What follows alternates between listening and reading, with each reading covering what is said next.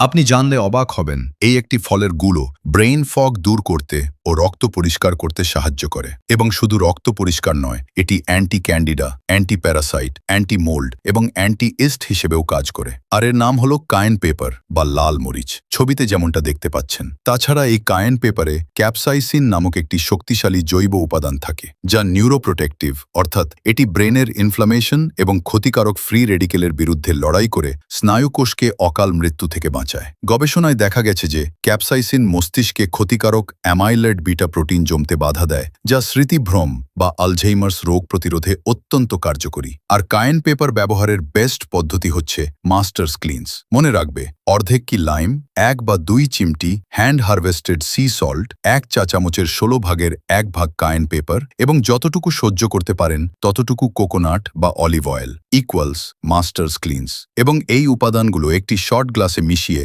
প্রতিদিন সকালে খালি পেটে পান করবেন। আর হ্যাঁ, সবকিছু খাঁটি ও বিশুদ্ধ পেতে সাথেই থাকুন এবং রিয়েল ডটের জন্য অপেক্ষা করুন। আর যদি কিছু বলার থাকে তাহলে কমেন্ট বক্সে জানান।